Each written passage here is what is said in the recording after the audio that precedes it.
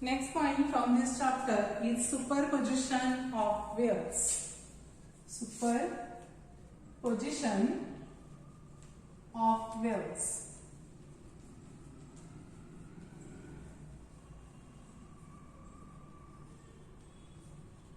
आता हा जो कन्सेप्ट आहे सुपरपोजिशन ऑफ वेव्स हा आपण रेग्युलर लाईफ मध्ये पण खूप वेळेला अनुभवलेला आहे. तर तुम्हाला समजा एखादं गाणं ऐकायचं असेल आणि बाजूला जर गोंगाट चालू असेल तर तुम्हाला त्याचा डिस्टर्बन्स होतो. मग आपण काय करतो तर त्याच्यासाठी हेडफोन यूज करतो आणि तो जो बाजूचा नॉइज आहे तो कमी करण्याचा ट्राय करतो.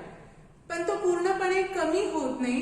याचं रिझन काय तर समजा ज्यावेळी आपण ते गाणं ऐकत असतो त्या गाण्यापासून निघणारी जी साऊंड वेव्ह आहे ती साऊंड वेव्ह आणि इथे समजा या पद्धतीची वेव्ह आपण कन्सिडर केली तर ही साऊंड वेव्ह आणि बाजूचा जो काही आवाज असणार आहे त्यापासून निघणाऱ्या ज्या वेव्हज आहेत त्या वेव्हज काय होतात एकमेकांमध्ये इंटरफेअर होतात, कोइन्साइड होतात आणि त्याच्यामुळे तिथे नॉइज क्रिएट होतो आणि तिथे डिस्टर्बन्स होतो. त्यामुळे ही एक वेव्ह म्हणजे एका इन्स्ट्रुमेंट पासून निघणारा जो व्हॉइस आहे तो आपल्याला फक्त ऐकायला मिळत नाही तर काय होतं इथे नंबर ऑफ वेव्हज याचं कॉम्बिनेशन होऊन तो आवाज आपल्यापर्यंत पोहोचतो. मग आता हे कॉम्बिनेशन होतं यालाच आपण काय म्हणतो सुपरपोजिशन ऑफ वेव्हज. यालाच काय म्हणायचं सुपरपोजिशन ऑफ वेव्हज. तर हे जे प्रिन्सिपल आहे तुम्ही अगोदर पण स्टडी केलेलं आहे, लास्ट इयरला पण तुम्हाला झालेलं आहे. तर सुपरपोजिशन ऑफ वेव्हज काय when to or more waves arrive at a point simultaneously. Two or more waves arrive at a point simultaneously.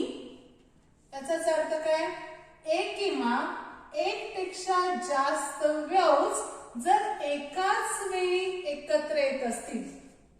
when two or more waves arrive at a point simultaneously म्हणजे जे medium असणार आहे त्या medium मध्ये number of particles असतील. मग इथला जो पार्टिकल आहे त्या पार्टिकल वरती एक वेव्ह इन्सिडेंट होऊ शकते, दुसरी येणारी वेव्ह पण इथे इन्सिडेंट झाली तर त्यावेळी त्याचं सुपरपोजिशन होतं. Two or more waves arrive at a point simultaneously. Each wave produces its own displacement. Displacement independent of the other. Independent of the other. आता याचा अर्थ काय तर ज्यावेळी दोन किंवा दोन पेक्षा जास्त वेव्हज एकत्र येतात तेव्हा प्रत्येक वेव्ह त्याचं स्वतःचं जे डिस्प्लेसमेंट असेल ते डिस्प्लेसमेंट फॉलो करतं. त्याचा दुसऱ्या वेव्हच्या प्रेझेन्समुळे त्याच्यावरती कोणताही इफेक्ट होत नाही. Means it follows its own displacement independent of the other. जरी तिथे दुसरी वेव्ह प्रेझेंट असली किंवा दोन पेक्षा जास्त वेव्ह प्रेझेंट असला तरी ती त्याचं डिस्प्लेसमेंट जे आहे ते डिस्प्लेसमेंट फॉलो करते. मग हे जे रिझल्टंट डिस्प्लेसमेंट आहे म्हणजे एका पॉइंटच्या ठिकाणी जर सगळ्या वेव्हज एकत्र आल्या तर त्यावेळी त्या पॉइंटच्या ठिकाणी किंवा त्या पॉइंटचं जे डिस्प्लेसमेंट आहे ते रिझल्टंट डिस्प्लेसमेंट काढण्यासाठी आपण काय घेतो तर vector sum of displacements due to each wave. For example आपण कन्सिडर केलं दोन वेव्ह एकत्र आल्या, एका वेव्हचा डिस्प्लेसमेंट x1 आहे, दुसऱ्या वेव्हचा डिस्प्लेसमेंट x2 आहे. तर x1 आणि x2 या दोन वेव्ह जेव्हा एकत्र येतील तेव्हा त्या पॉइंटच्या ठिकाणी तयार होणारी जी रिझल्टंट वेव्ह आहे त्या रिझल्टंट वेव्हचं डिस्प्लेसमेंट म्हणजे काय करायचं तर त्या प्रत्येक वेव्हच्या डिस्प्लेसमेंटची सम घ्यायची. That is x is equal to x1 plus x2. आता ऍक्च्युअली हे प्रिन्सिपल किंवा हा जो फॉर्म्युला आहे तो आपण अगोदर पण यूज केलेला आहे. आपण लास्ट चॅप्टर मध्ये पण बघितलेलं होतं कॉम्पोजिशन ऑफ टू SHMs म्हणजे दोन वेव्हज दोन सिंपल हार्मोनिक मोशन्स जर एकत्र आल्या तर त्यावेळी त्यांचं कंपोजिशन झाल्यानंतर रिझल्टंट वेव्ह जी तयार होते इट ऑल्सो रिप्रेझेंट्स डेसिशन. हे आपण अगोदर पण यूज केलेलं होतं. तर इथे काय होतं तर समजा एक वेव्ह तिथे आली, त्या पॉइंटच्या ठिकाणी एक वेव्ह इकडून आली. आता इथे आल्यानंतर या वेव्ह मुळे हा पार्टिकल काय होतो व्हायब्रेट होतो, त्याचं सिंपल हार्मोनिक मोशन तो परफॉर्म करणार. आता त्याच वेळी समजा आपण कन्सिडर केलं एक वेव्ह इकडून आलेली आहे, ती वेव्ह जेव्हा या पॉइंटच्या ठिकाणी होईल तेव्हा या वेव्ह मुळे पण याचं व्हायब्रेशन होणार आहे आणि याला सिंपल हार्मोनिक मोशन मिळेल. म्हणजेच हा जो पार्टिकल आहे तो व्हायब्रेट होत असताना दोन सिंपल हार्मोनिक मोशन याच्यामुळे तो व्हायब्रेट होणार आहे. मग त्यामुळं या पॉइंटच्या ठिकाणी असणारं जे रिझल्टंट डिस्प्लेसमेंट आहे that is given by vector sum of displacements due to each wave. थोडंसं लेंदी प्रिन्सिपल आहे पण तोंडपाठ करायचंय. काय बघा, when two or more waves arrive at a point simultaneously, each wave produces its own displacement independent of the other. The resultant displacement is equal to vector sum of displacements due to each wave or due to individual waves. तर आता हे जे superposition principal आहे ते आपण दोन wave साठी consider करणार आहे. त्या दोन वेव्ह ज्या आहेत त्या दोन डिफरंट वेजनी येत असतील तर त्यावेळी हे जे सुपरपोजिशन प्रिन्सिपल आहे किंवा कसं ते सुपरपोजिशन होतं हे आपल्याला इथे कन्सिडर करायचं. तर आपण कन्सिडर करणार आहे superposition of waves in two different waves. In two different waves. Two different waves. आता याच्यामध्ये आपण फर्स्ट कन्सिडर करणार आहे, पहिल्यांदा कन्सिडर करायचे superposition of two wave pulses. Superposition of two wave pulses. Wave pulses of equal amplitude and same phase traveling along same path. Traveling along same path in opposite direction. In same path in opposite direction. म्हणजे दोन waves एकच path follow करत असतील आणि त्यांची motion किंवा त्यांची जी direction आहे ती एकमेकांना अपोजिट असेल तर त्यावेळी जे सुपरपोजिशन आहे ते आपण इथे कन्सिडर करणार. आता त्याच्यासाठी आपण कन्सिडर करूया जेव्हा time t equal to 0 second आहे. टाइम काय आहे 0 सेकंद आहे. मग इथं ही जी वेव्ह पल्स आहे तिकडून आपण अशी कन्सिडर केली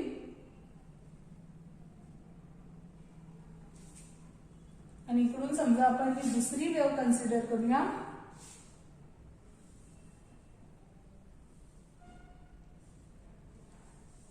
तर एक वेव्ह या डायरेक्शनला आणि एक या डायरेक्शनने म्हणजे दोन्ही वेव्हज एकमेकांकडे पास होत आहेत, एकमेकांकडे मूव्ह होत आहेत असं आपण कन्सिडर करतो.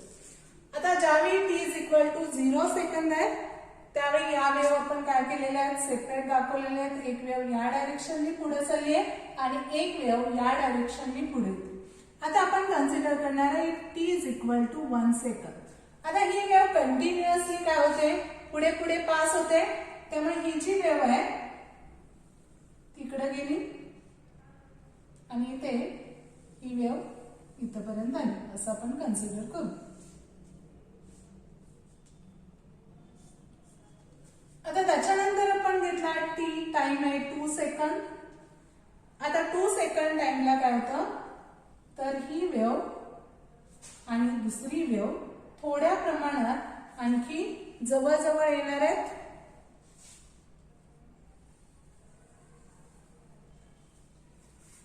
त्यानंतर आपण कन्सिडर केलं t is equal to 3 second.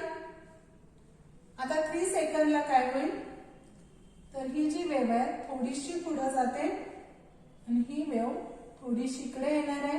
दोघांचं सुपरपोजिशन इथं होईल. If we consider t is equal to 4 second, इथे आणखी ही जी वेव्ह आहे ती याच्यामध्ये मिक्स होईल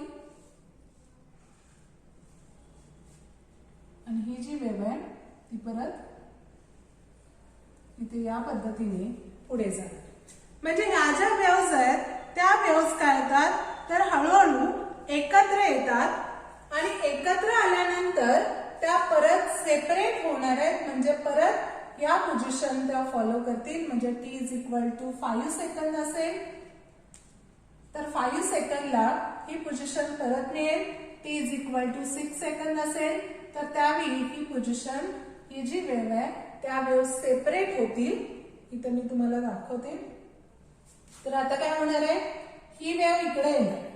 म्हणजेच इकडे मी पिंक कलरने आपण दुसरी वेव्ह दाखवलेली होती, त्यामुळे इकडे ही वेव्ह असेल आणि या बाजूला ही आधीची जी वेव्ह आहे ती असणार आहे. त्यामुळे याची डायरेक्शन आता इकडे असेल आणि या वेव्हची डायरेक्शन या बाजूला असेल.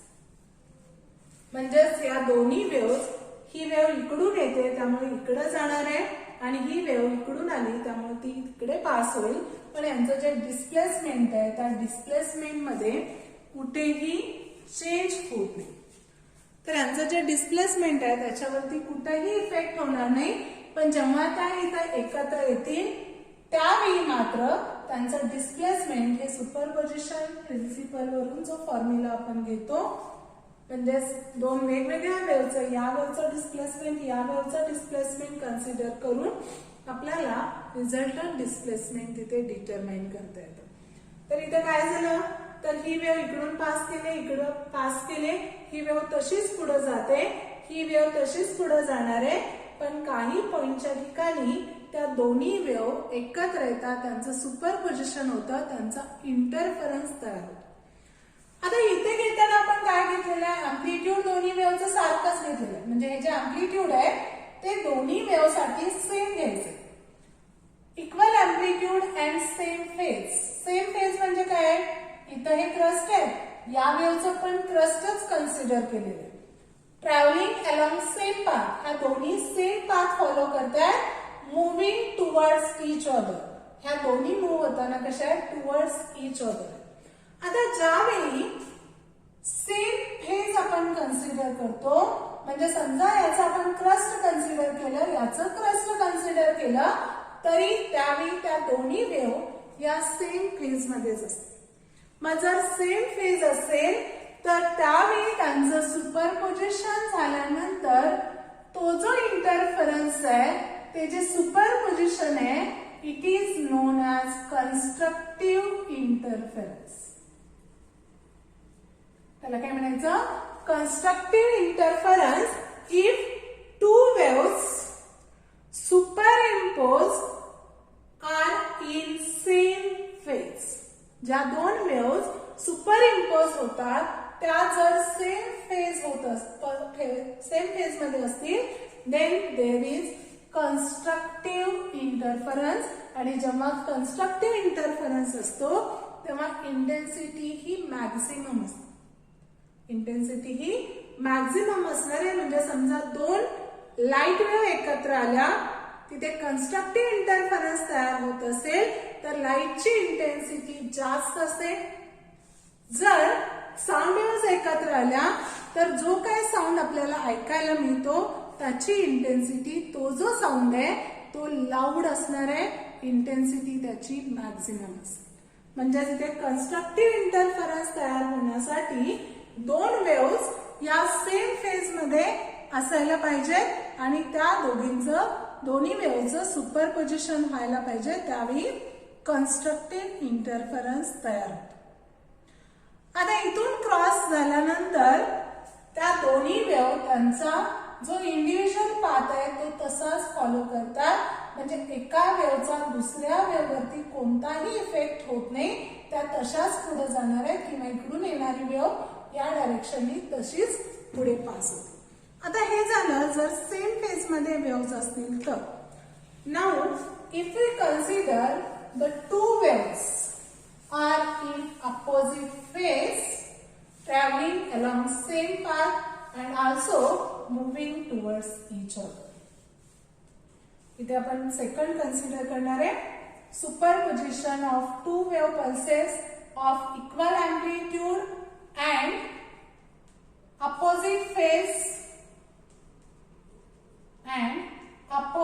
phase traveling along same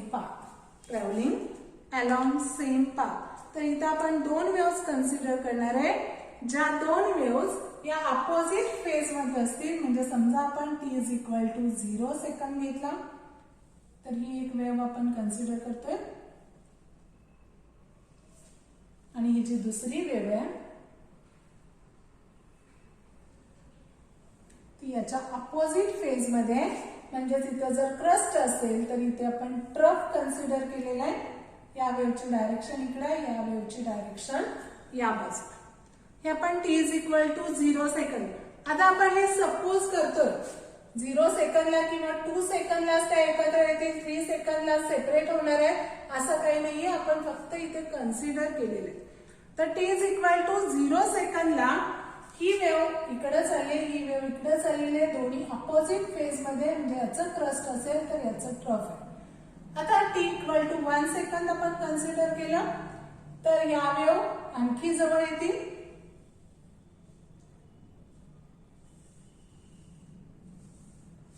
ही वेव्ह या डायरेक्शनने जाते, ही वेव्ह या डायरेक्शनने पाथ फॉलो करते. If we consider t is equal to 2 second. आता t इज इक्वल टू 2 सेकंदला ही जी वेव्ह आहे ही वेव्ह इथं असेल, ही वेव्ह इथं असेल. म्हणजे इथं t इज इक्वल टू 2 सेकंदला त्या दोन्ही वेव्हचं काय झालं सुपरपोजिशन झालं. These two waves are superimposed with each other. t is equal to 2 सेकंदला आपण कन्सिडर केला. आता परत t is equal to 3 second आपण कन्सिडर करतोय. त्यावेळी ही वेव्ह इथं असेल आणि ही वेव्ह परत इकडे असेल. म्हणजेच परत इथे सुपरपोजिशन झाल्यानंतर त्या वेव्ह सेपरेट होतात आणि जो याचा पाथ होता तोच पाथ इथे फॉलो केला जातो आणि या वेव्हचा जो पाथ अगोदरचा होता त्याच पाथनी त्याच डायरेक्शननी ती पुढे कंटिन्युअसली मूव्ह होते. आता इथे काय झालेलं आहे सुपरपोजिशन मध्ये याचा क्रस्ट आणि याचा ट्रफ, कारण या दोन्ही डिफरंट फेज मध्ये. जर आपण लॉन्जिट्युडिनल वेव्स घेतला तर कॉम्प्रेशन आणि रेलिफॅक्शन हे दोन्ही एकत्र येणार आहे. असं जेव्हा होतं जेव्हा दोन वेव्स या अपोजिट फेज मध्ये असतात आणि त्यांचा इंटरफरन्स तयार होतो, त्यांचं सुपरपोजिशन होतं, then in that case the interference is destructive interference. हा जो इंटरफरन्स आहे त्याला काय म्हणायचं डिस्ट्रक्टिव्ह इंटरफरन्स. मग जर डिस्ट्रक्टिव्ह इंटरफरन्स असेल तर लाईटची इंटेन्सिटी ही 0 होते. लाईटची इंटेन्सिटी इथं काय असेल 0 होते आणि साऊंडची इंटेन्सिटी जरी आपण कन्सिडर केली तर ती साऊंडची इंटेन्सिटी ही काय असते कमीत कमी असते. म्हणजे ज्यावेळी दोन्ही वेव्ह क्रॉस होतात त्यानंतर त्यांचं जे डिस्प्लेसमेंट आहे ते डिस्प्लेसमेंट आहे तसंच राहणार आहे, आहे तशाच त्या त्यांचा पाथ फॉलो करतील, पण त्यांचं जे रिझल्टंट डिस्प्लेसमेंट आहे ते रिझल्टंट डिस्प्लेसमेंट मात्र इथं काय असेल 0 असेल. रिझल्टंट डिस्प्लेसमेंट इथं काय होतं 0 होतं, कारण आपल्याला माहिती आहे x is equal to x1 plus x2 आपण घेतो. मग एक वेव्ह आणि दुसरी वेव्ह जर डिफरंट फेज मध्ये असतील तर इथे काय घेणार आहे आपण x1 मायनस x2. आता अँप्लिट्यूड सेम असल्यामुळं अँप्लिट्यूड दोघांचं सेम असल्यामुळे यांचं जे रिझल्टंट अँप्लिट्यूड आहे ते रिझल्टंट अँप्लिट्यूड इथं काय होतं 0 होतं. म्हणजे याला ही वेव्ह कॅन्सल होते and amplitude become 0 in case of destructive interference. म्हणजेच आपण इथं काय बघितलं कन्स्ट्रक्टिव्ह इंटरफरन्स कधी तयार होतो जर दोन वेव्ह सेम फेज मध्ये असतील तर कन्स्ट्रक्टिव्ह इंटरफरन्स असणार आहे. त्यावेळी साऊंडची इंटेन्सिटी किंवा लाईटची इंटेन्सिटी मॅक्सिमम असेल. जर दोन वेव्ज अपोजिट फेजमध्ये सुपर इम्पोज झाल्या तर त्यावेळी इंटरफरन्स हा डिस्ट्रक्टिव्ह इंटरफरन्स असतो आणि त्यावेळी व्हॅल्यू अँप्लिट्यूड हे काय असेल तिथं 0 असेल. लाईटची इंटेन्सिटी मिनिमम असेल as well as intensity of sound is minimum.